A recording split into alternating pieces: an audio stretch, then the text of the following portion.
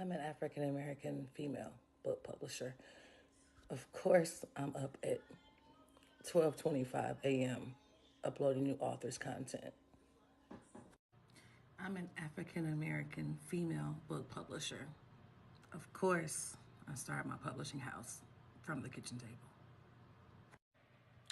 African American female book publisher. So, of course, I'm an author too. 21 books written, 150 clients published. I'm an African American female book publisher. So, of course, I talk to people all the time who have a book on the inside of them. Question is, when are they going to write it? I'm an African American female book publisher. So, of course, I know that as an author, I represent 5% or less of Black authors all around this world and less than 2% of Black owned, female Black owned publishing houses worldwide. So, you ready to work or what? I almost forgot. Believe it or not, I'm an African American female book publisher. Of course, we have 30 plus authors who are sold on barnesandnoble.com, in addition to other platforms outside of Amazon. I'm an African American female book publisher. So, of course, I have an A+ rating with the Better Business Bureau that's been maintained for 4 years. God is good.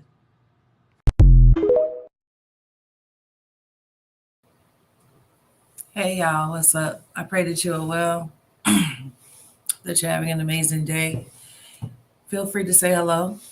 Some of you are probably watching on Facebook. Some of you are watching via our Fiery Beacon page. Some of you are watching via YouTube on our Firelit Nation page for YouTube. But wherever you are, I admonish you to say hello. I promise you it's really okay to say hi. I wanted to come on here today after having some very dedicated time to think and also to process, just to spill the ink on a few things, if you will, and to just kind of share, if that's all right. I'm watching the numbers. I wish there was a way I could not see the numbers, but I don't think there is. But I wish there was a way I couldn't see it. Right. But all is well. Amen. But I just want to come on here today to kind of spill the ink on a few things, to kind of share some things, reflect on some things, if you will, as well. And just kind of, kind of let you guys know how this works. All right. So first and foremost, my name is Brandy Rojas. Some know me as pastor, some know me as prophet, some call me an apostle, some they call me their book publisher, their pusher, their coach, their mentor, their midwife, their spiritual mom. There's a lot of different aspects of what it is that God has given me to do. And for me, publishing is one of them. So by day, I'm a publisher, a book publisher, and all other times, of course, wife, mother, that's 24/7, right? That comes before anything. And just literally just trying to do all that God has given me to do. I am a multifaceted entrepreneur. What that means is, or what some people call a serial entrepreneur, that means I have multiple businesses that I run simultaneously. So, of course, there is Fiery Beacon Publishing House, LLC. There's the Firelit Store. There's our Firelit Coffee Shop. We have our writers area, which is known as the Firelit Room for creatives. And then we also have the podcast room, which is known as Ink Out Loud. In addition to travel, and also in addition to health and wellness, which is known as the Firelit Life. So, of course, there's a lot of things that I do. Of course, Fiery Beacon in its own respect is its own entity, where we do all types of things. We publish books, we ghostwrite, we edit, We do marketing. We do T-shirts. We do land page designs for clients.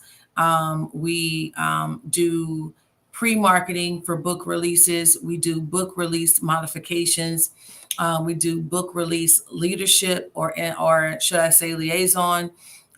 We help authors on their book signings. We show up for our book signings. We used to actually also ship books for clients as well, but we stopped that last year. So we do a lot of things.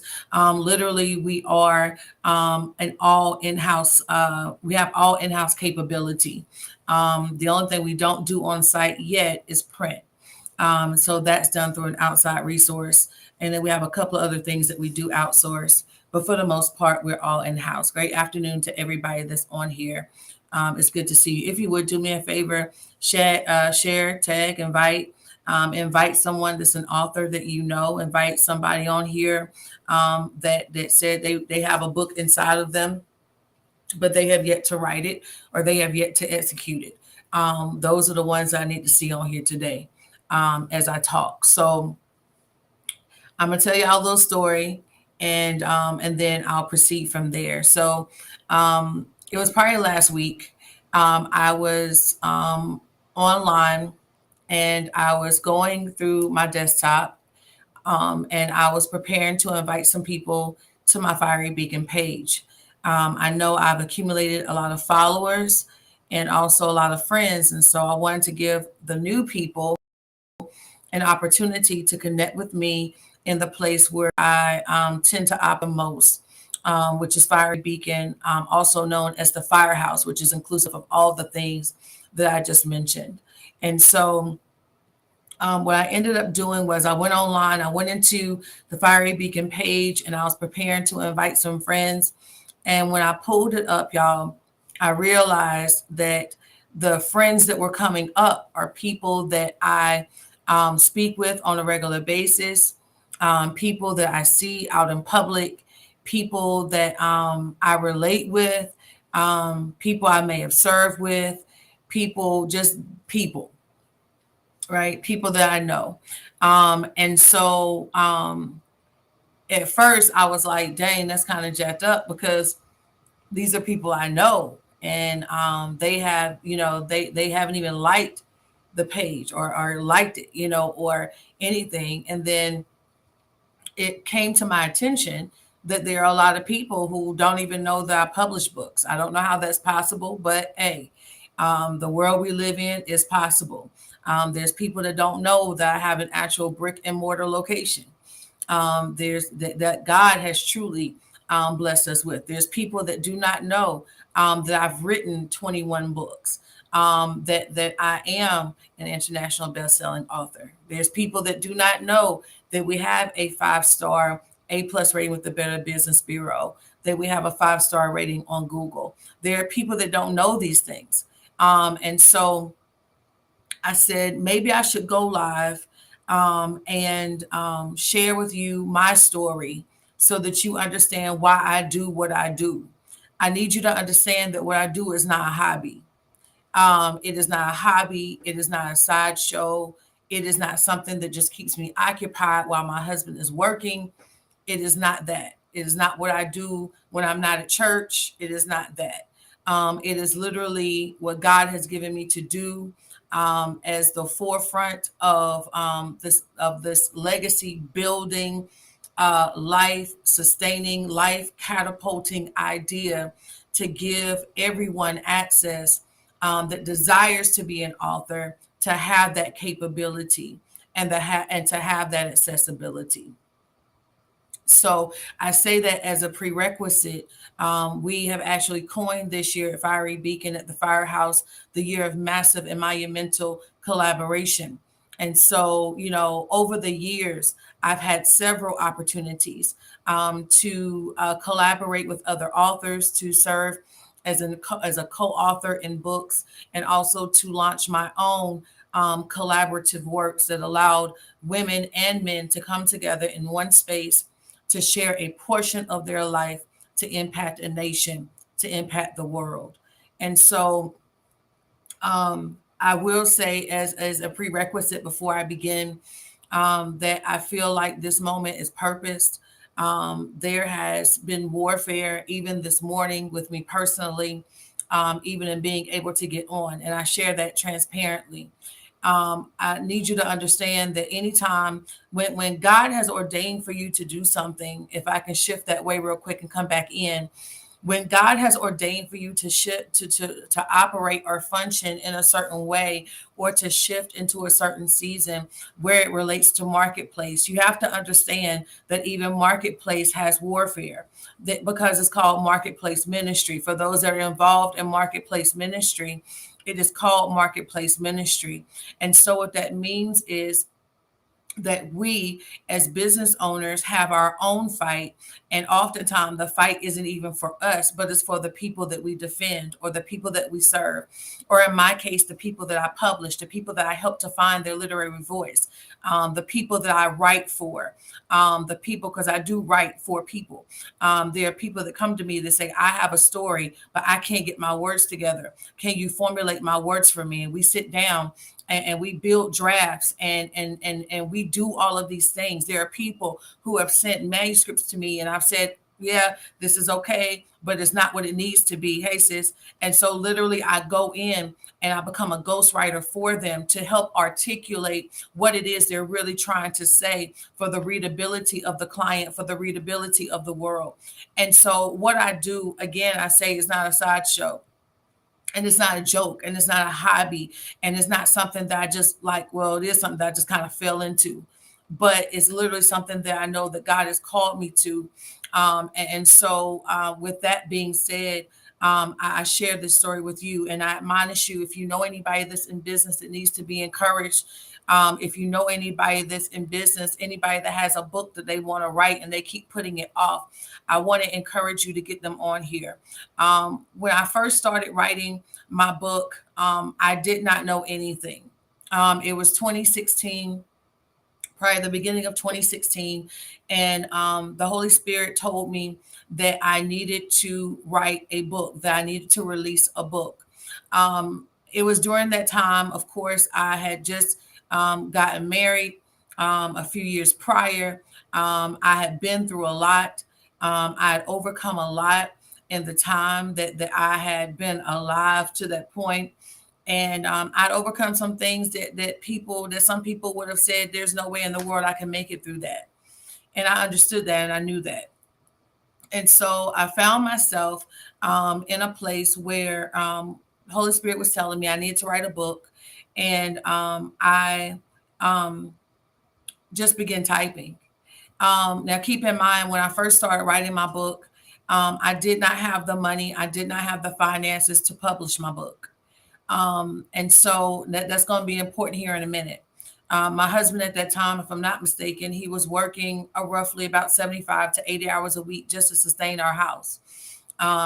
We were, of course, doing all we could to sustain the house, doing all we could to sustain ministry, making sure bills were paid at the house, and making sure bills were paid in ministry, making sure the kids were okay, making sure the car notes were paid, making sure the lights would stay on. Yes, there were times during that time where it was kind of like, you like you're trying to pay everything, and then you got to go and you see the guy outside and he's going to turn the water off, and you got to make it so he don't turn the water off, and all of these things. Like, we went through these places, and this all happened even after becoming pastors. This was not before becoming pastors. Those who know me know that my husband and I got married June 2012. We became pastors in January 2013. So we literally got married and went straight into pastoring from there. And so, here I am. God's telling me to write a book. I'm writing a book. He tells me that it's going to be released on my 20th dance ministry anniversary, which was June of that year. And here I am writing a book. I do not have the finances to publish it. I do not have the finances to get it printed. I do not even know if anybody's going to read it. I don't know how to format. I don't know how, right? Like, I don't know how to do any of it. All I know is that God has given me a book to write, and I've got to get it out of my system. So I began to write along the road. Thank God I met and I ran into a lady. Um, Oh, so I actually ended up running into a lady. Somebody just inboxed me. I'm sorry. I ran into a lady who published, who actually edited, who had the capability of editing books. And so I remember her char. I remember how much she charged me. I want to say it was somewhere between $300 and $400 at that time in 2016 to edit my book. And I remember crashing to the ground, being afraid, being scared, crying because I had gotten so close to publishing, and I simply didn't have the money. And so I somehow, some way worked up the money, paid her in increments, did what I had to do. She edited the book for me, got everything done. I created a book cover. Keep in mind, I was not a graphic artist. So literally, I was doing like clip art type stuff or whatever. Matter of fact, I ended up, I pulled up a picture. I shared it earlier, but I did pull up a picture to show you guys what my first book looked like. So this was my first book. And this actually, I was like, Lord, what is happening? Because I published, I pre-released the book. I did all of that, right? My pre-release was announced the day of my 20th dance ministry anniversary. And here I am with this book right here that you see on your screen right now. And I knew what it looked like in my head, but when I received it, I did not anticipate for it to be as big as it was. As you can see at the top, I didn't know anything about the line cut off on the book. I was just trying to get the book out. In the face of expected failure, half the eyes cut off the end. You see a little clip art butterfly right there. You see the picture of me over to the left. Like I didn't know. Like even where it says in the face of expected failure down the left side, in my eyes, that was supposed to be on the spine of the book, but instead it ended up being as part of the front cover when it was actually printed. So I went through a lot as it pertains to being able to publish the book, being able to release the book. So that summer, and let me go back, um, because this whole time I didn't have a cohesive place to even be able to work on my book. I was working on my book at home at the kitchen table during the day with my daughter, all of that. Excuse me, right? So the book is released. People are meeting up with me, meeting up in parking lots, meeting up here, meeting up there. I knew enough to take pictures. Thank you for supporting my book. Here, take a picture with me with your book. I had people coming by the church pick up copies of their book. And then at that time, I was serving as part of a deliverance ministry team. We go to the mountains, and the word comes to me from a prophet: God wants you to write a book. I'm excited. I'm happy. I said, well, I already wrote a book. And she said, no, there's another book. The Lord said this one's called Humpty Dumpty and Stilettos. And so, long story short, I ended up writing a second book in the same year that I did not have money to even produce the first book. And then I met a lady named Miss Margaret at a bakery that's now known as Pounds. And she said, you can come here and host your book signing here. And she did not charge me. So November and I should have put pictures of this up there, but I didn't. But in November of that year of 2016, I ended up hosting a book signing, hosting um, I had a book signing. I had people that did like poetry. I had people that were like musicians, and they came and played their saxophone for me. It was just like an open moment. That's the only way I can really describe it to you. Just an open moment where I was just like, hey, I'm just following God. I'm just believing God. I'm just trying to publish this book. I'm just trying to get it out. So there's a picture right there.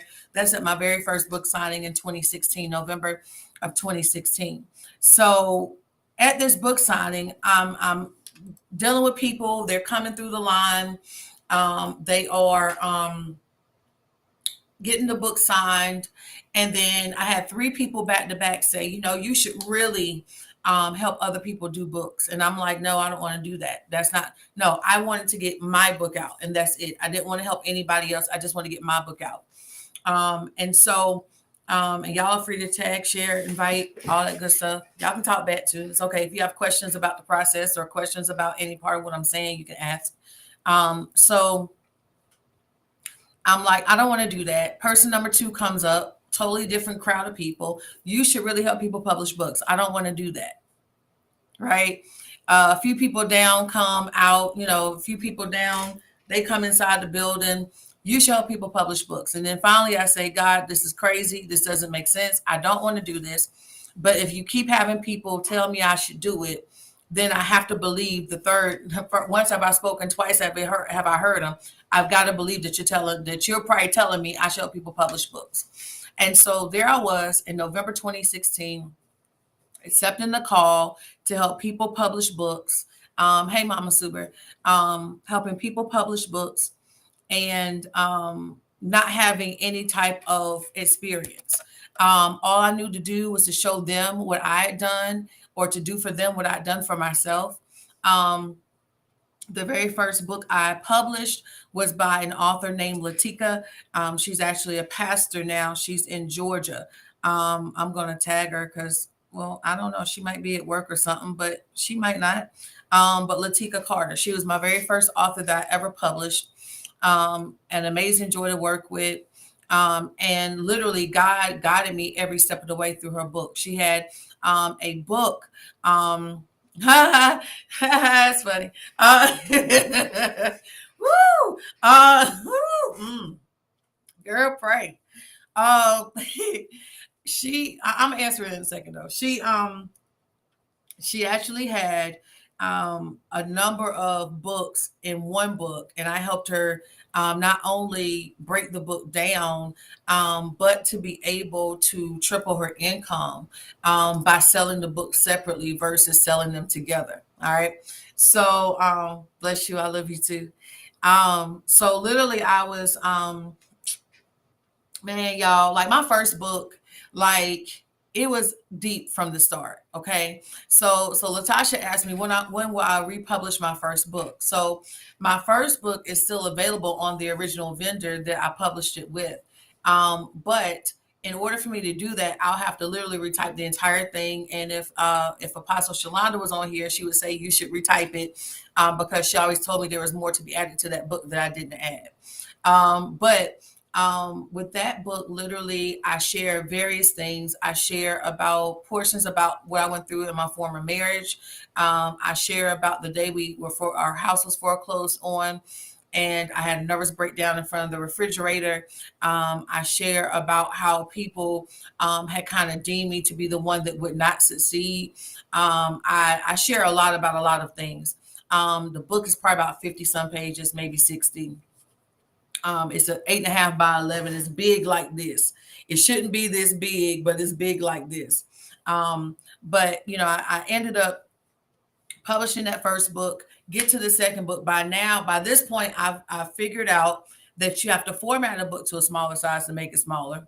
Y'all keep in mind now, I didn't know anything about the process. So I was basically experimenting and learning as I went. Okay. Right. See, she gonna set me up. Right. So I'm sitting up here like, okay, Lord, help me. Right. So, oh man, y'all, man. So I'm like learning the process. My first author was Latika. I had another author that came down the pipeline. Now keep in mind, there's gonna be some stories in between. All right. So at this point, people are asking me about publishing their books. They're asking me how much I charge. All right. And as they're asking me how much I charge, I tell them, I don't know. Just give me whatever God tells you to give me. Okay. Now, some of y'all gonna be like, oh, here we go. Right. Because keep in mind, at this time, I don't know the value of my worth. At this point, I don't know the value of what I carry. At this point, I don't know the value of what God has really put in my hands. All I know at this point is that I want to help other people publish their books like he gave me the power and the ability to publish mine. Okay. And so I'm telling people, I don't know what to tell you to pay me. All I can tell you is charge me, is give me what you think I'm worth. Um, so that led me into a spinoff of various things. It led me into a spinoff of um, this is gonna sound real crazy. Y'all ready? Some people paying me $100 to publish your entire book from start to finish. So what that meant was consultations. It meant ghostwriting. It meant editing. It meant book covers. It meant marketing and pre-marketing. It meant yeah. And some of y'all are like, come on, phone ringing. Like some of y'all, here's the funny thing. Like some of y'all in your mind, let's keep it 100, shall we? For a lot of people, because you don't know how much it costs to really publish a book, in your mind, you may say to pay somebody $100 for all that makes sense, but it doesn't. Told you we gonna talk. Okay. It doesn't make sense. All right. It makes sense. CENTS, but it does not make sense. SENSE. Okay. And so literally, I was telling people, just pay me what you think I'm worth. So some people were paying me 100 for everything. And then we would, order books and stuff. And they would say, I want to order $500 worth of books, but they would pay me $25. Right. So here I am like, Lord, this is crazy. So quick story, one time, and this is when I first started. I wasn't even out there like as a company like that yet. I was just a person helping people to publish books. Somebody had published a book. They told me they was having a book signing. I showed up at the book signing with my daughter. I think my husband was at work that day. Um, the gas tank was on E. They had paid me about $30 to publish their book, maybe 50. They had tons of books because I ordered them for them. And we get to the event, and as soon as I walk in, it's nice, it's decorated, there's balloons, there's food, there's people, a room full of people. And I remember sitting down and saying to myself, like, this is really nice. I'm really happy for her. And I remember in the same breath, the Holy Spirit saying, they're not going to give you anything. They're going to sell out, but they're not going to give you anything. Okay. Now keep that in mind. Okay. They're going to sell out, but they're not going to give you anything. And so I'm sitting there because at first I was like, well, I'm not here to get anything. But in my mind, I'm thinking, you see the quality of the work I've produced, even at this minimal scale of knowledge. Surely you're not just going to give me the 25 or $30 you gave me when we first started and think that's okay. Sure enough, they go through the whole event. They bought 100 books. They sold all 100 books at roughly, I think, $15 to $20 a pop. Y'all do the math. And they had their money bag. They stuck it in their pocketbook. They looked at me and said, thank you for all of your hard work. I smiled. I took my daughter. I got in my car and I prayed all the way home because we had no gas in the car. And my thought was, you see the work that I produced. You see the value that I produced. Surely, right? But no. The back end of that came with more demands. I want you to put me on Amazon. I want you to, when are you going to do this? And when are you going to give me? And when are you going to make more flyers for me? And when are you going to, and they wanted me to do that off the same $35 they initially paid me. To that, I said, no, I've done enough. Right. I know people are like dropping on and dropping off like, oh shoot. Like, I told y'all spilled ink. Right. So here we are. We continue the process. A year or so later, I ended up launching my very first collaboration, When Legacy Arises from the Threshing Floor, 23 women telling their stories of survival. And that process was a doozy. I had women who were telling stories about molestation, rape, abortion, all types of things, right? And so, I mean, like y'all, like the book is still out there. Like seriously, it was really kind of like whoa. And so there we were, going through that process.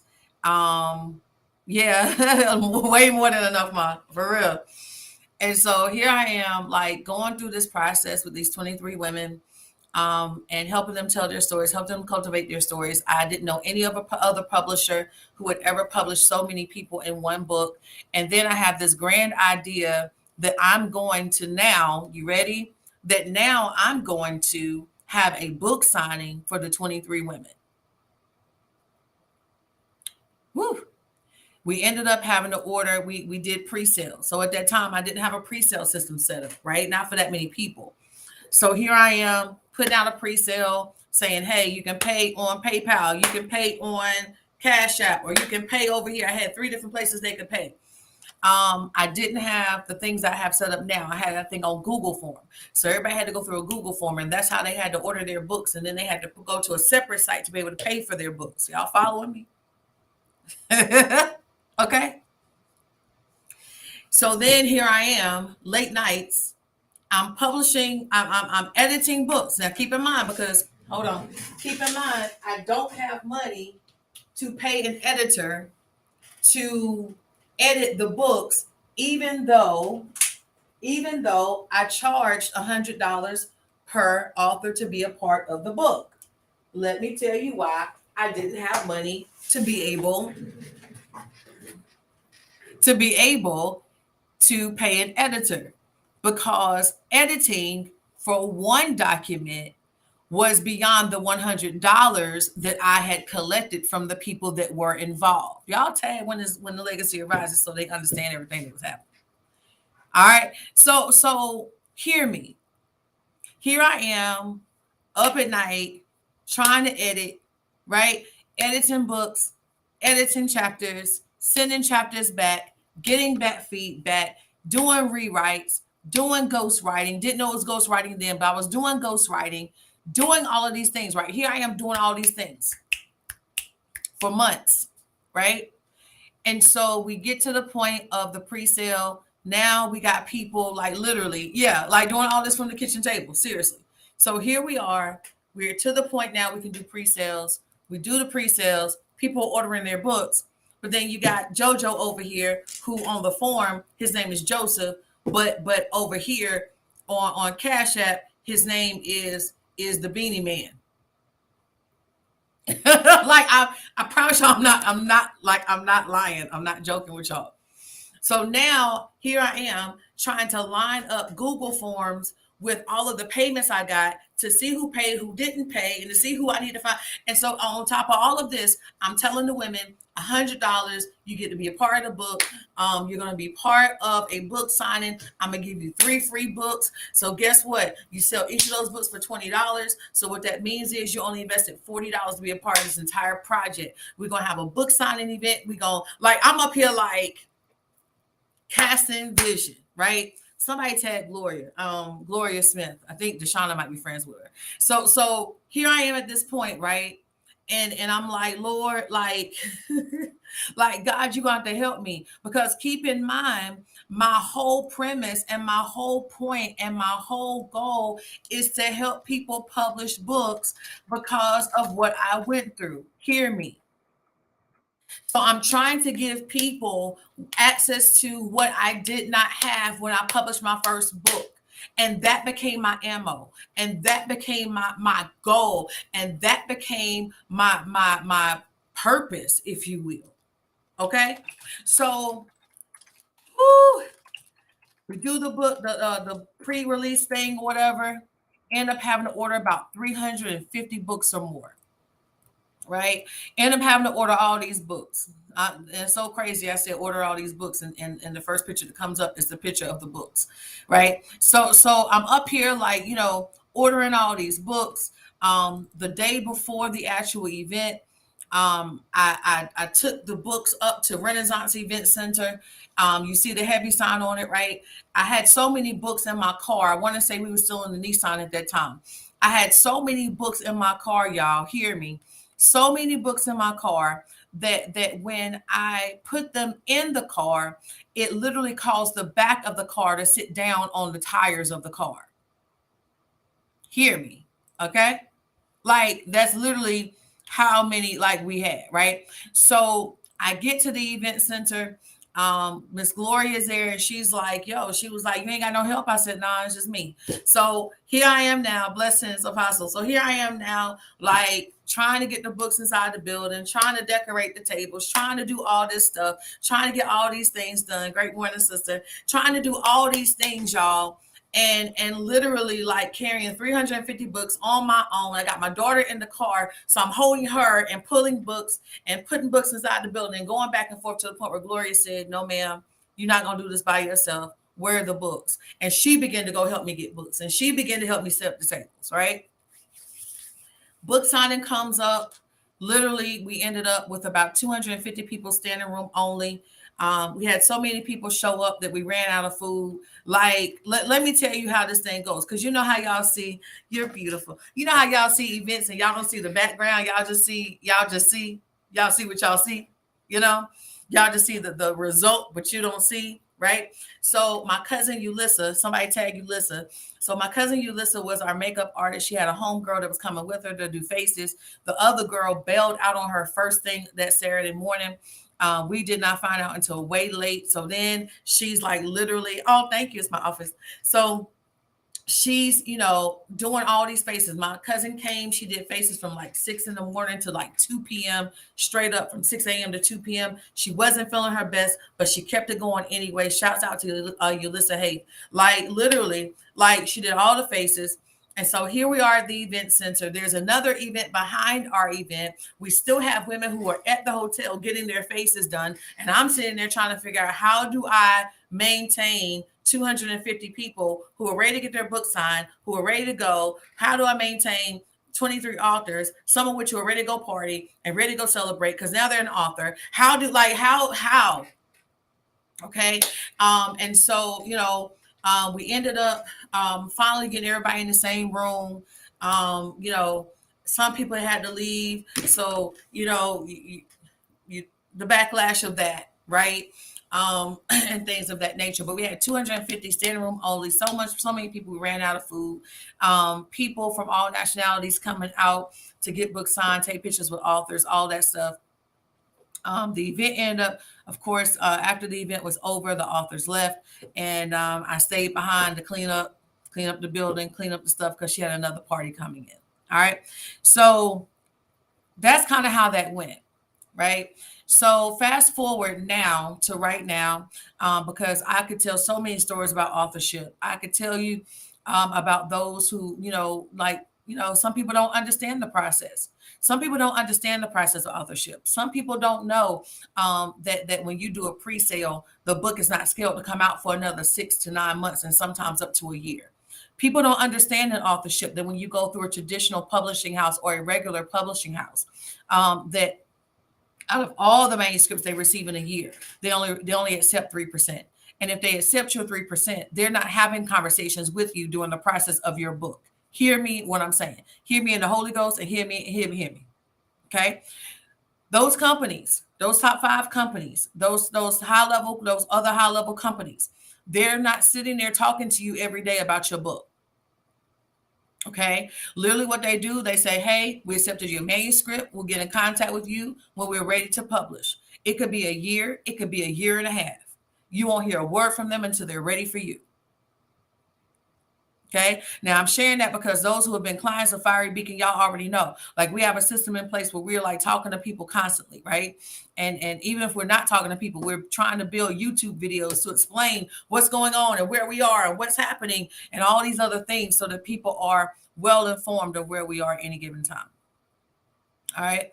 But that is not the norm. She said, really, like that is not the norm. On top of that, some of you may say, well, if I'm going to have a book publisher, I heard I don't have to pay nobody to publish my book.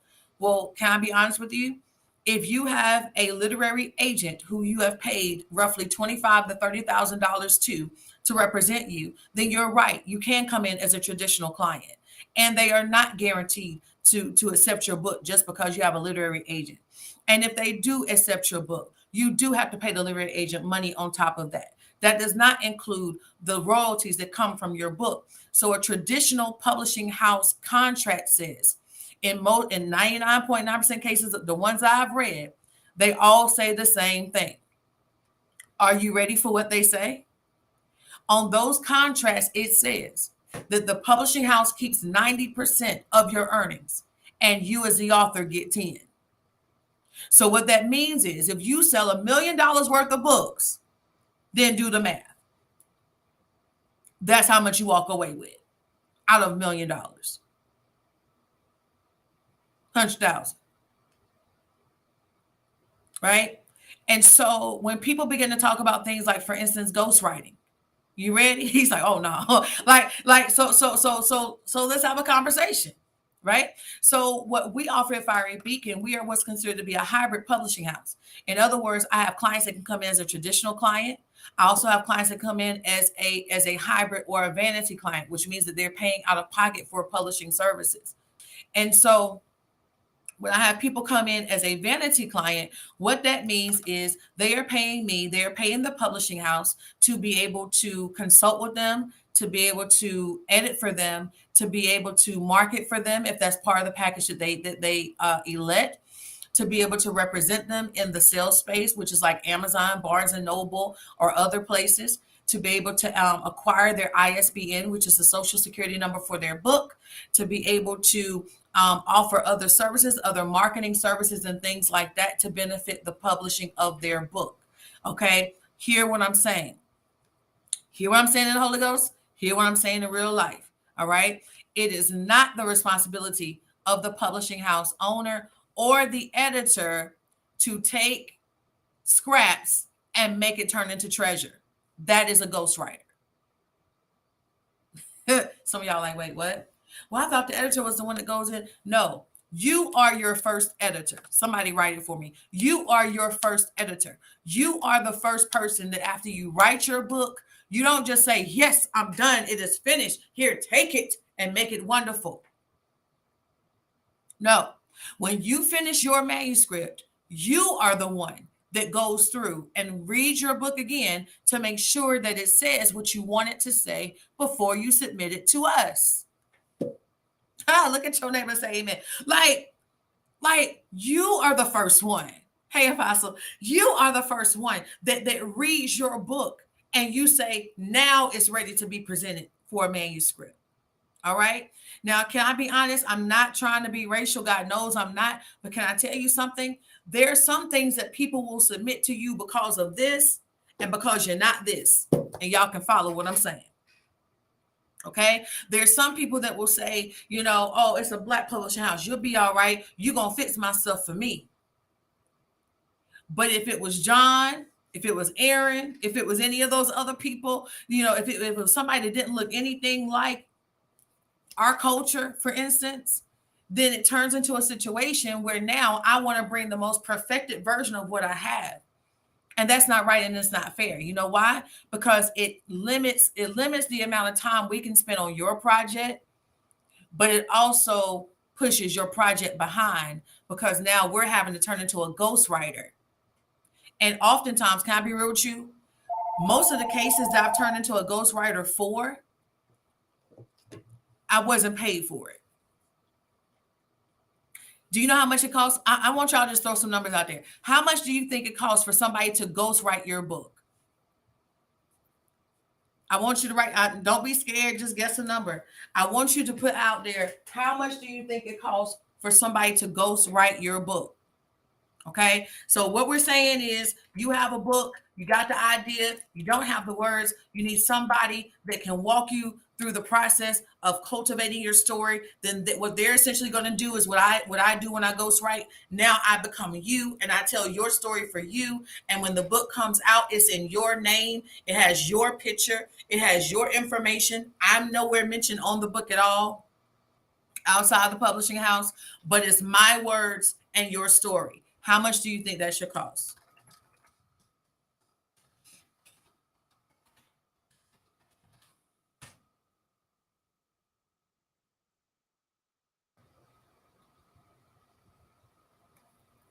Mm-hmm.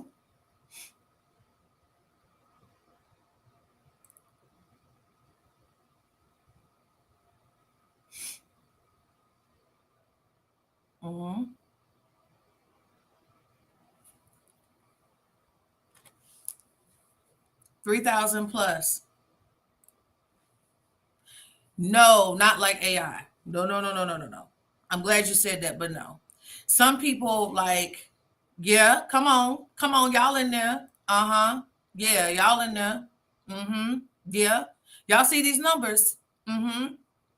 And I'm going to tell you why. All right. So I'm going to tell you why, and I'm going to respond to what Jenna said about AI. Okay. So for a ghostwriter, and I pulled it up, the most recent one. It can I found one ghostwriter the other day who charges, I want to say their base rate is like 15 to 20,000. Okay. I want to explain to you why. All right. Having a ghostwriter is the equivalent of a person saying, I'm going to invest my time, my talent, and my substance in telling your story. Now, this book, once I give you this book, that's it. It's almost like a surrogate, right? Once I give you this book, that's it. Once I give you this book, if you go out into the world and let's say Oprah Winfrey says, "Oh my God, I love this book. Everybody in the world buy this book." And everybody in the world buys your book. You make millions and billions of dollars on this book, but you didn't write it. I did. As a ghostwriter, depending upon the contract, in most cases, the ghostwriter is not going to see a dime of what it is that you made as a result of their words. You following me? So what ends up happening is now you're paying me 8 to 10,000, but you made 8 million. I don't get to touch that 8 million unless it states in my contract that I receive a portion of your residuals off of the book. Now, if you can imagine giving up your time, your talent, your substance, and charging somebody a flat rate and becoming that person to write as them, to walk away with $5,000, $10,000. Okay. Keep in mind, that's not the publishing. That's the writing of the book. I've had people ask me, can you ghostwrite for me? Yes, I can ghostwrite for you. How much is it? I never expected that. Guess I won't be getting it ghostwritten. Well, do you want your story out or not? And I know it's a hard question, but there's money in this world.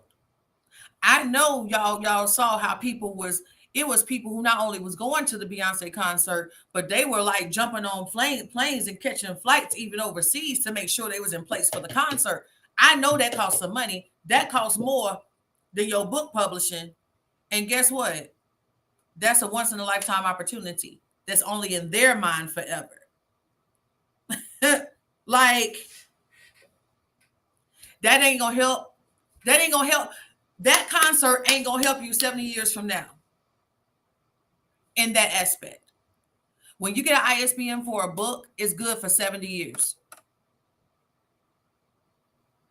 Some of us have paid more money for bundles than we'll pay to have a book published. Do you want it out or not? Okay. So the difference between ghostwriting and AI, because I know it's out there and people are like, oh, I can get a book written in 15 minutes. But here's the thing. AI does not pick up on the cultivation of what you have gone through. I cannot imagine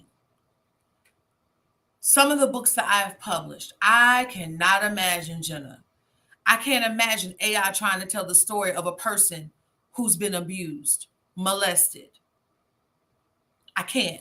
There's no way that AI is going to be able to express the depth of the things that I have discussed with clients. Women who have been gang raped, men who have been molested, people with identity crisis. AI can tell informational types things. It can give as much exclusion as it can, but it's not in a position to express the heartfelt desire of an author or the heartfelt reality of an author. It's just not. It's just not. Like, we can read, it might even be like a romance novel. Then maybe AI can do a romance novel or something. But when you start talking about some of the things that we've talked about, some of the things that we've published, there's no way. And can I be honest? For those of us who really want our story to be told, you should want your hands in it anyway.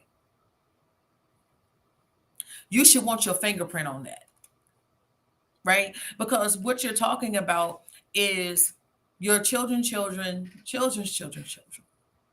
reading your book one day. Do you want them to read an AI version of your life? Right? Or do you want them to read the heartfelt truth of where you were and what you endured and what you came out of and what you overcame? Right. So one of the things that we offer at Fiery Beacon is we actually have like a sector that helps to walk people through that process. Right. I have people all the time that says, I got a book inside of me. I need to link up with you. I'm gonna link up with you because I got a book. I got a book. I got a book. Well, where is it?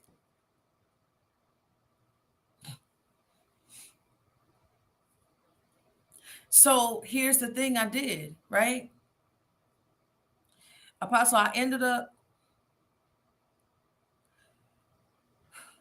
I don't, it might have been within the last couple of weeks or so. I said, wait a minute. I said, no, it was before then, but it was a recurring thought a couple of weeks ago. And I said, man, I said, I built a concept of a company off of what I wanted people to have that I did not have as an author. And that's not right. Y'all like, wait, what? Yeah, this, well, all them people that was tagged they ain't on here, this one they need to be on here. Right? So what I mean by that is this, because it's still for business owners and stuff too, visionaries and everything. I had to understand that everybody isn't as desperate as I was in 2016. Some people can tell you they have a book and be okay with waiting 5 years to release it or waiting 12 years to release it. I'm about to mess with some of y'all's emotions, but don't hang up on me, okay? For some people, you think it's okay to say the Lord is downloading a book in me, and I've been working on this book for 15 years. But I'll ask you what it is that Holy Spirit asked me in 2016. He said, because I didn't want to write it. He said, how many people are you willing to let die because you don't want to do what I told you to do and write this book? I'll wait. See, what I had to understand, Latasha, and it really just kind of came like to me today when I was working on that reel earlier. I was like, yo, there are only 5% of Black authors in this whole world. Out of all the authors y'all know, there's only 5%. It equates to 5% of Black authors in this whole world. Now, is Fiery Beacon a Black publishing house? No, it is Black owned, but it's not, we only publish Black people. That's what's happened, but that's not our target. You understand? That's not our only demographic that we're looking for. Okay? So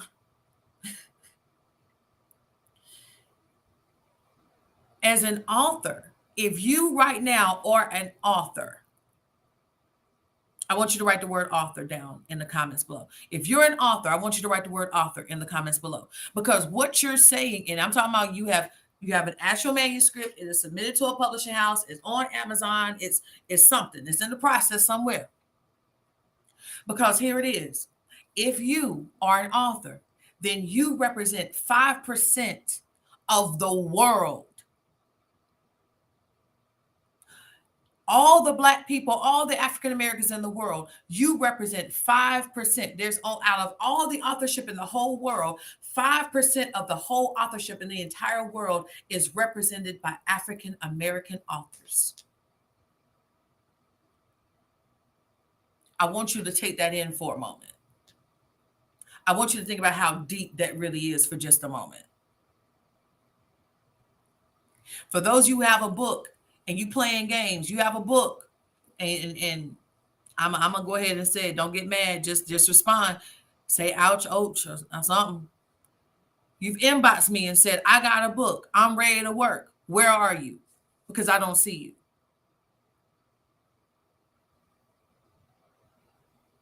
Don't say I got busy. Because can I tell you something? When they when the birth pains of literary arise, when those birthing pains arise, I don't care if you move an elephant off your car. You should be inboxing, you should be scheduling a consultation with your left hand and pushing the elephant with the right. If you're really serious. I know that's extreme, but I'm just saying. Seriously.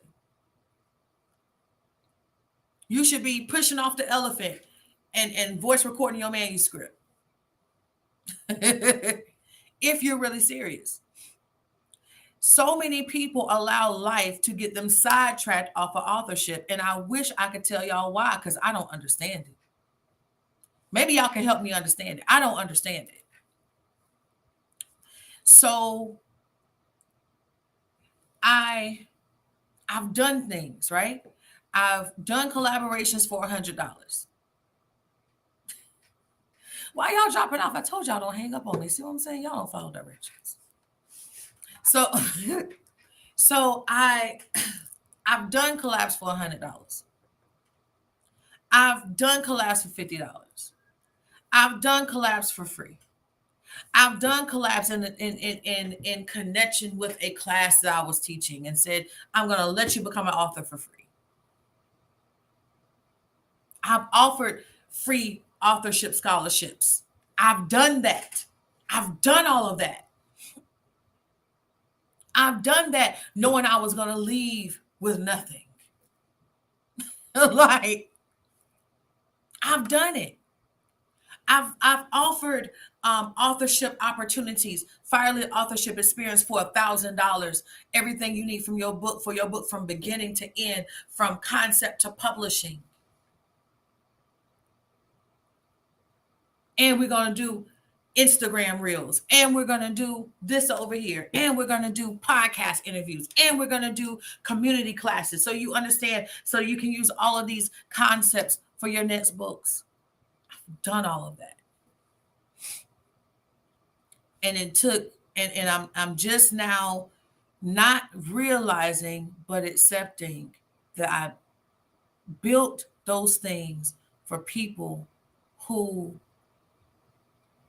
built it for people who were desperate, like I was desperate in 2016. And maybe they were desperate, and maybe they weren't. I've offered discounts to clergy. I've offered discounts to, single moms. I've done all of these things in an effort to open up an opportunity, because I know what it feels like to be in 2016, sitting at a kitchen table, sitting at a glass table that won't stay stable because it kept flipping like this when I was tight, for the sake of trying to help other people achieve authorship success. I've done like this to my kids when they said, but mommy, hold on, I got to edit this book. Thinking that editing is going to be 15 more minutes and it's 4 more hours. I've done it. But more than anything, I want you to understand my story. I feel like some people, they see what I do, but they don't understand my story. I was just talking about you, Gloria. That's why they tagged you. Like, I thank God for people like Gloria. Like, Gloria helped me carry all them books into that building because I was set on doing it. I was like, I'll just do it myself. And she was like, no. I'll set the tables myself. No, ma'am. This ain't gonna work. You see what I'm saying? Like, y'all, I built a concept of a publishing house that did not necessarily look like the traditional publishing house spectrum that God showed me, but it worked.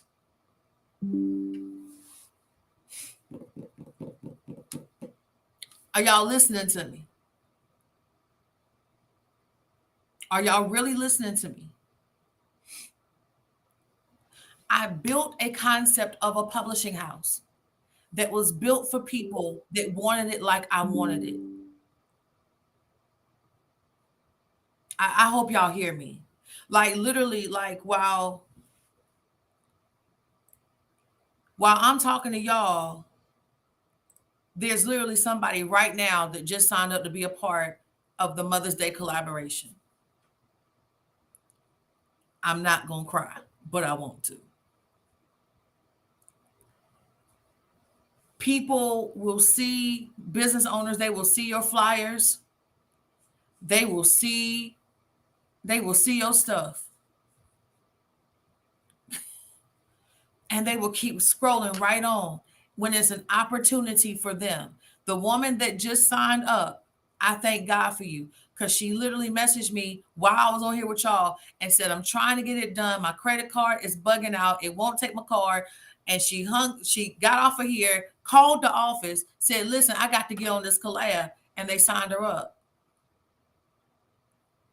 And y'all, everybody don't have that kind of desperation.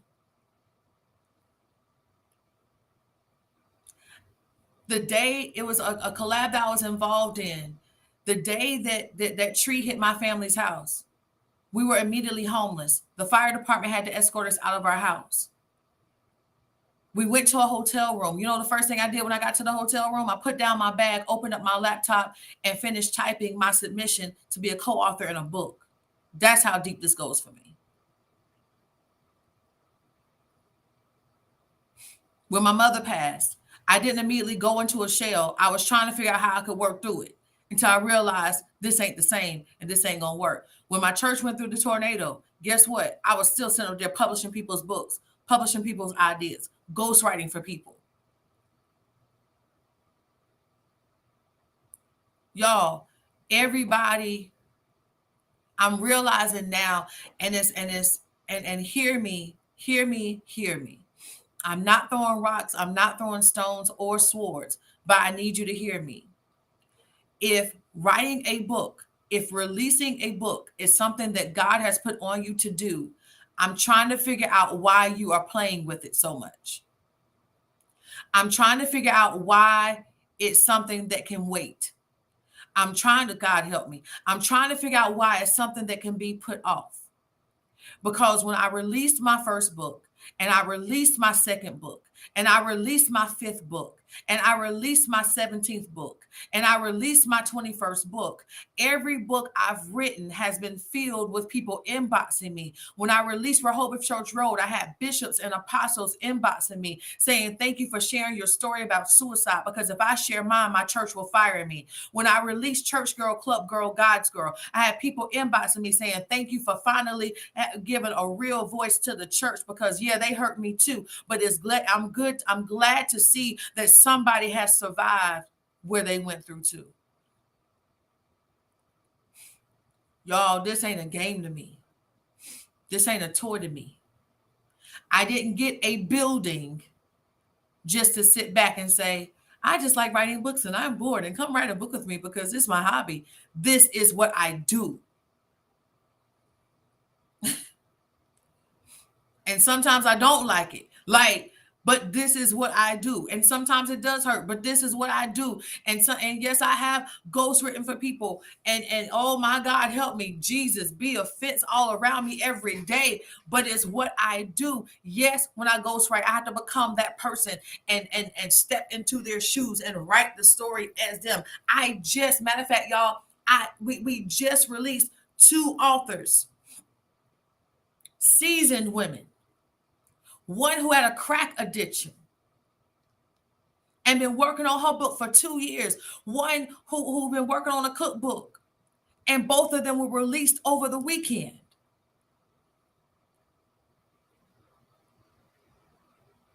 And they have gone through their own share of struggles, their own share of pains.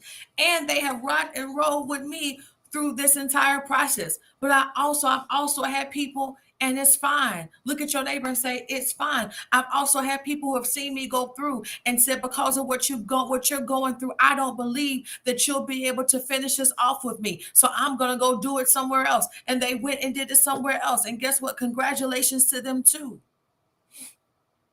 But I thank God for the people that say, you know what? Yes, you have gone through, but I trust that you can handle this. Yes, you closed your business down, but I trust you can handle this. Yes, you went back and opened it back up, but I trust you can handle this. Yes, yep, yep, all that, but I trust you can handle this. Yep, yep, you did, yeah, yeah. Human all day long, but I trust you can handle this.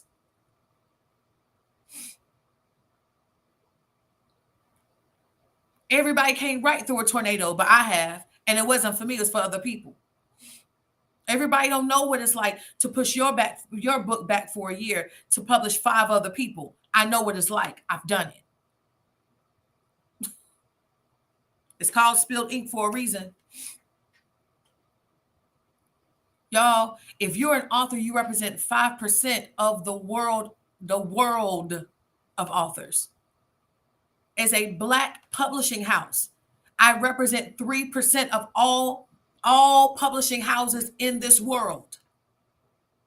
As a female, less than 2% are female owned publishing houses. So, what that means is the person you're looking at as a Black female publisher, I represent 1.5% of the world. Only 1.5% of all the world's publishing houses are owned by Black women.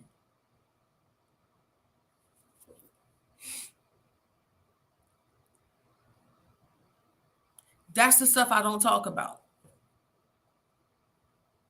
That's the stuff I don't bring up. Got major goals, major things that I want to do. But I can't, God help me. I can't.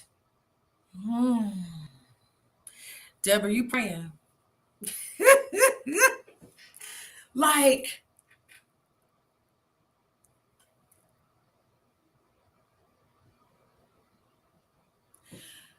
I can't do it for the people that are the 2016 version of me because everybody don't want it that bad.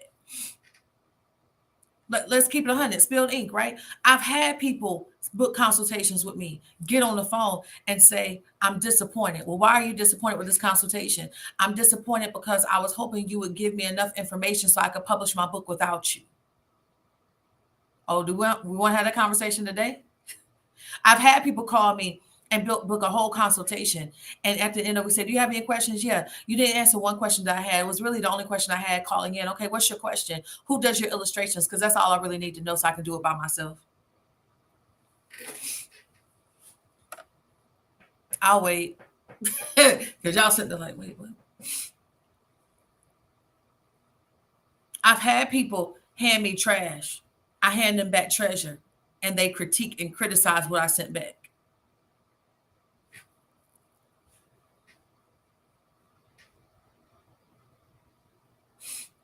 I've seen manuscripts that come in and it says the dog went up the street 4, 5, 6, 7, 8, 5, 4. And then you send it back and say, what does this mean? I forgot. Just take the line out. Because you didn't proof it before you sent it to me. And you didn't think I'd know.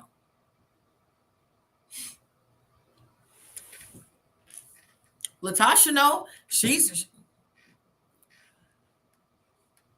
like, let's keep it 100. Like I've been in this for 8 years, y'all. Right? I've been in this for 8 years. I've had people who have literally walked through the whole ghostwriting process with me, who I charged no more than $1,500 for everything, including publishing, because I was crazy. And then get to the end of it and they say, I don't apologize for what I'm about to try to do to you.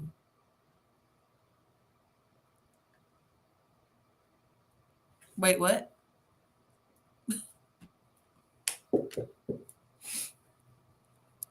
And then call me the next day and say, can you help me upload this on?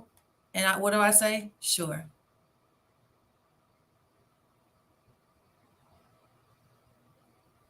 Y'all real quiet. I've been through it where people have said to me after editing and re-editing, we know how many edit cycles a person should get, but 15, 20 edit cycles later, because they want to add stuff, and I didn't have the audacity to tell them no more. And we get to the end of them because they want a 30th edit cycle. And I finally say no. And they say, you know what? I'm waiting for God to give me a green light so I can destroy you. And then the day of my 10th ministry anniversary, post on Facebook and say, God gave me my green light. Let's do it. And they spend a whole post trying to destroy what God gave me to do. But nobody wants to talk about what was done in the background. And God tells me, don't say a word.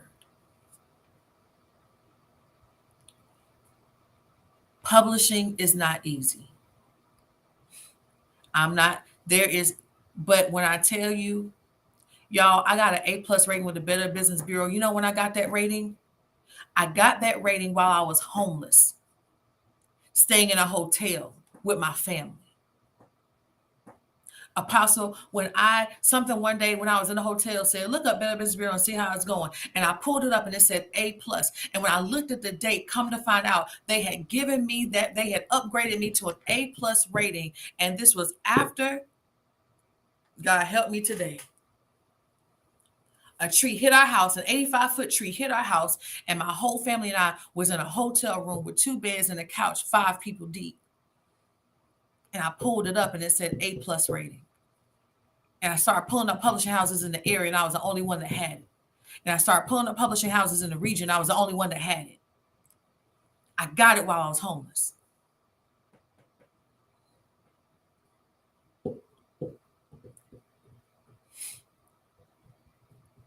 Y'all, this thing ain't easy. But we're almost 150 authors in who have been published by us.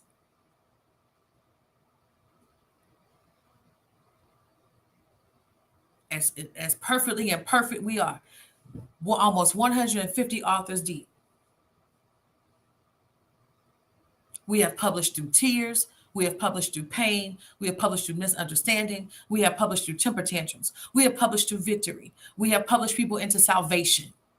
Let's keep it 100. Thank you, sis. I'm glad you said that. We have published people into salvation. We have published people who said, I don't want to have nothing to do with your God. I just want you to publish my book. And by the end of the book, they were saying, God, I give you me. And they are saved to this day.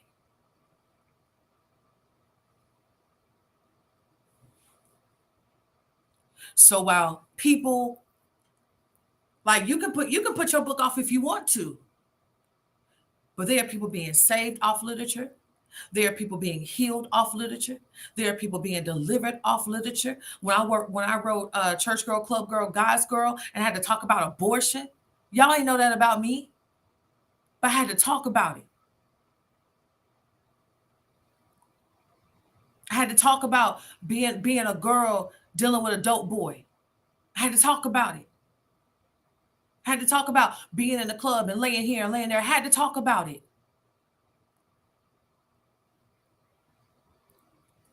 And some of us have books. Some of y'all watching me right now, you got books on the inside of you, and you won't even write it because you feel like it's worth putting off.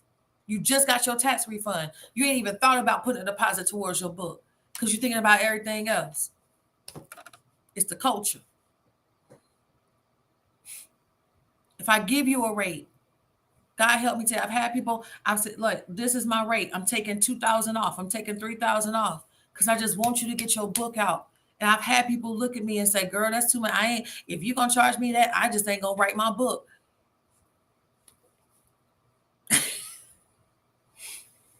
And it pierces me to my soul because I'm already 5 steps ahead of you. I'm already at your book signing. While you sitting here telling me, well, if you're going to charge me that, if you ain't going to give it to me for $500, I ain't going to do it. If you ain't going to let me get it for $300, I ain't going to do it. If you ain't going to give it to me for free, then I just can't write it.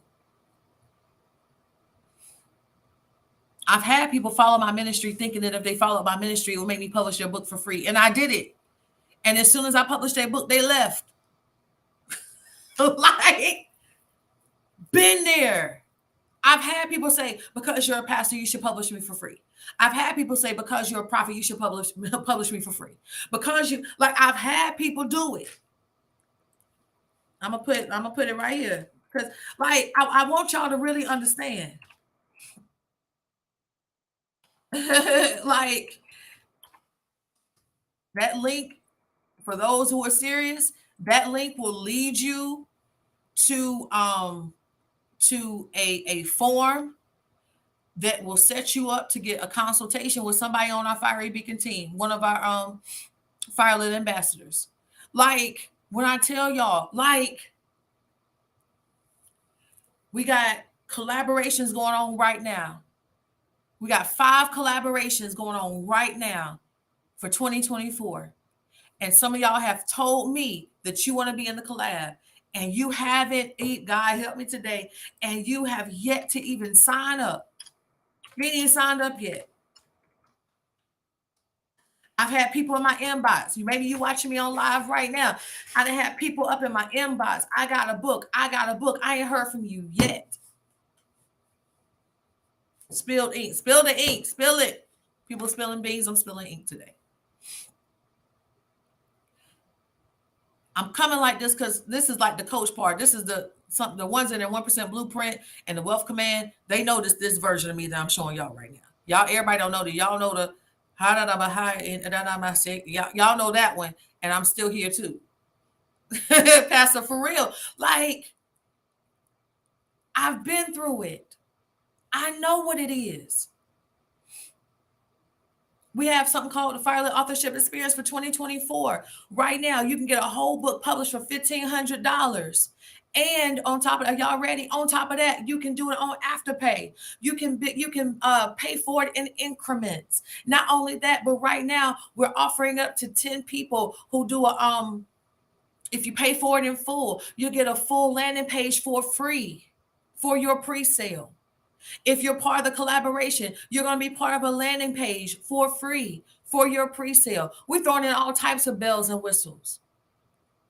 But y'all, I'm going to tell y'all what God told me yesterday. I'm going to get off of here. I felt the weight. It wasn't even in the room. It was online, I believe. And I felt the weight. And I told him, I said, who I am would want to pick you up and carry you to victory. But I can't pick you up and carry you to a place you don't want. And it hurt. When I say it hurt because I know what it's like to say, but I need you to pick me up. And because you can't tell the difference between those who need a pick up and those who just want to be picked up, you just say, I can't do any of it.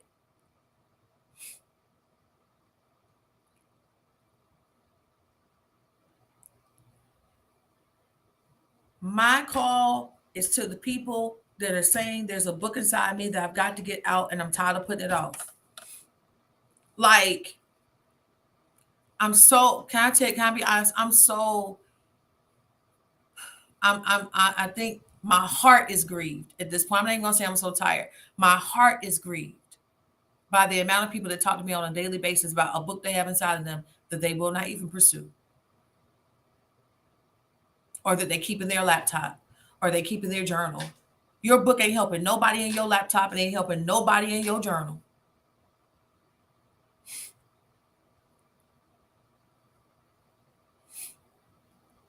Like, it's not.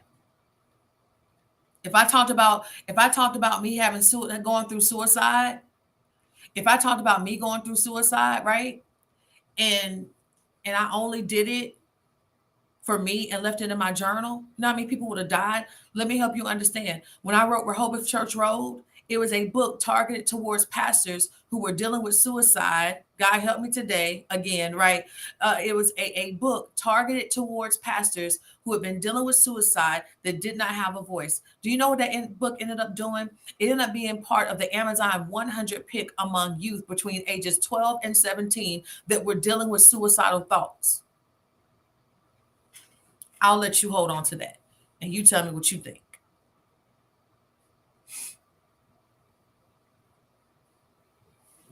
Like, I really want y'all to write. Like somebody somewhere in this world is waiting for you to release your book. And God forbid, what happens if God says, all right, cool, you want to keep playing with it, I'm going to give it to somebody else. And then you got to sit back and watch them do it. Y'all, that's a horrible feeling. So again, I just want to come and share my truth with you. I wanted to come and share where I've been and some of my experiences with you. Um, I Where God has me is a very uncomfortable shift because, and I've been going back and forth with the Lord. I'm gonna keep it 100 with y'all. You know, God know me. I'm glad He loved me because I be like, no, Lord, oh Lord. But I've had this back and forth with the Lord where I'm like, but God, if you shift me like this, I can't help the people that's in my heart to help. And He said, no, you just won't be able to help the ones that don't want to be helped. There's a caliber of people. Like, can I tell y'all something? There's a sector of people that I have taken the 2016 mentality and applied to bring them up. And there's a caliber of people that that just don't want to come up, and they're like, just do it for me down here. And God is like, no, you've got to come up. And whoever will come up, so let them come up. And those who demand that you stay down, they're not your client. And those are the parts that hurt. Do you understand what I'm saying? Because my heart is to help those who need a literary voice and couldn't find it any other way. And now God is saying, I need you to come up because I need to get you in the company, in the room of people who don't flinch when you say your fee is 5,000, who don't flinch when you say your fee is 3,500, who don't flinch when you open your mouth and you say, I can ghostwrite for you, but it's going to be 15,000.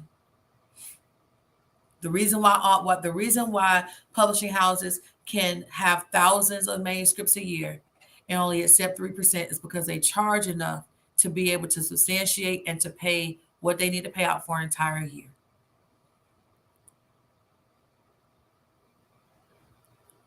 Y'all, we've got to come up and we've got to stop this thing where we're just depending on God to give us more grace and give us more mercy until we're ready. There's a world that's out there is dying. And while you think that nobody ain't going to read your book and, well, oh, it's just about me and my life story, you have no idea who needs to hear your story. I have even considered pastor and others. I said, well, maybe if I put the clergy discount thing back out there again, maybe if I have rehashed it in my mind, I don't know how many times. We open our building to the public in mid-January. We have podcast space back here. We have a coffee store, a shop back here. We've got a bookstore, a firelit store back here. We've got a writing space for creators back here. And while I told God, take me outside of the city and put me somewhere else, He put me right on the edge of the city because He's funny like that. I've had people walk through these doors and say, I've never seen anything like this in my life. I've had people walk through these doors and say, this is top tier. I've never, and how did you even conceive this? Only God. But I built it in the beginning with those in mind who were desperate like I was desperate and who wanted it like I wanted it. Not for anybody that just want author behind their name or in front of their name or they want to beef up their portfolio, but for people who really want to change the world through their writing, whether it be audio or whether it be on paper or both. So this is my story. This is my truth. That's it. That's all. Might even be a warning shot. I don't know. It may be an ignition for somebody on here today to say, let me go ahead and get myself together. We have programs that help you go through the writing process. So even if you're like, I don't have a manuscript, it's not my time. No, don't try to make it, don't try to make it Bible. Your time was back there. And this live was to give you more time to get you started on your way. We have systems in place that will help you through your writing process. But if you don't take a step, I can't take a step either. And this vision, this legacy was meant to thrive. And whoever God sends to make sure this is sustained, those who are serious, those who are dedicated, that's who I'll work with from this day forward. I said it yesterday in church. I can't drag another person to a place you don't want to go. I can't drag another individual. I can't. Nope. If you can't honor John and dishonor me. Like, y'all keep. Where the other three people go? See, y'all stop. Y'all need to stop doing it. Okay, they might. It's a work day. Y'all might be working. But I'm saying that today, y'all, so that you understand the seriousness of it. This is my example. This is my truth. But there are business owners all over this world that the moment you say you're going to work with them, they get excited. And the moment you turn away, and the moment you don't talk back or respond, their heart sinks. Y'all, please, let's do better. If you're on here today, listen, there's a whole seminar I have going on tomorrow. I wish I said it when more people was on here, but it's cool. bit.ly. I'm going to put it, the Fire Collective 2024. All right. I said my woman. Don't be like that, Pastor. I love you. I love you to life. Oh, but the Fire Collective 2024, there's 5 collaborations on that site. And there's also, if you scroll down, you'll see something that says the Firelit Authorship Experience. And there's something that says, help me create something monumental. There's a link there, or a box. If you tap on that box or tap on that button, it'll take you into a free seminar that's going to happen tomorrow night at 7:30. It's only 30 minutes. We're going to overview the 5 collaborations that we have in addition to the Firelit Authorship Experience. We're going to make some offers, and we're going to get to work. Okay.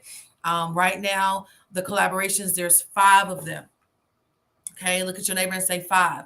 There's 5 collaborations that are going on right now. You may have already seen them, but here they go. All right. So you have, if you're a real estate agent, I got one for you. I'm giving you a short version.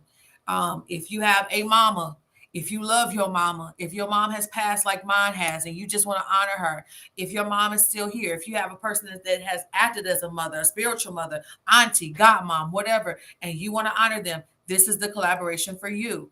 If you are a therapist, if you are a psychotherapist, psychologist, psychiatrist, and you want to talk about the importance of psychology and the importance of therapy in the multicultural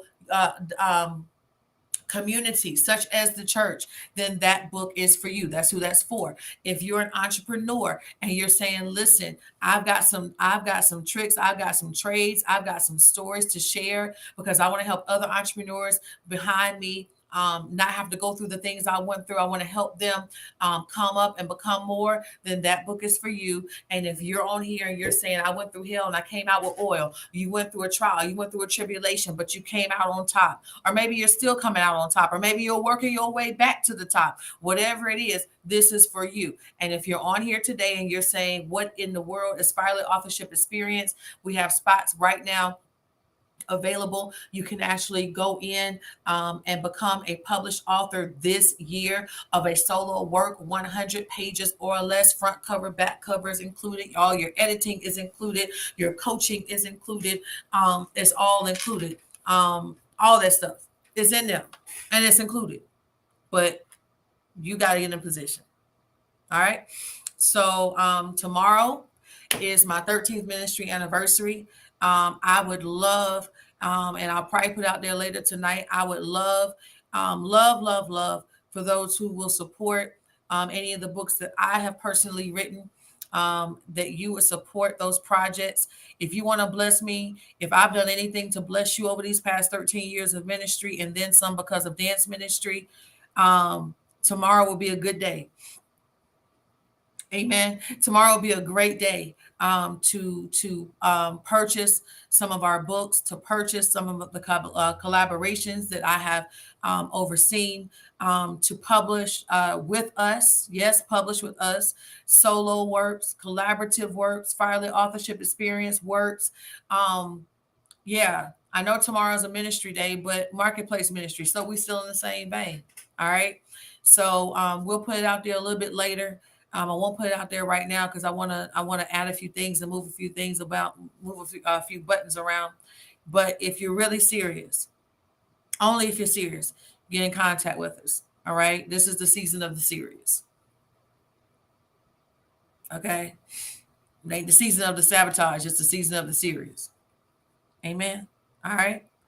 So I love you guys. I pray you have an amazing day. Thank you for listening to my TED Talk. I'm gonna be on TED Talk one day, and when I do it, y'all gonna be like, "Oh shoot, she said she was gonna do that." Y'all think I'm playing right now, but y'all just wait.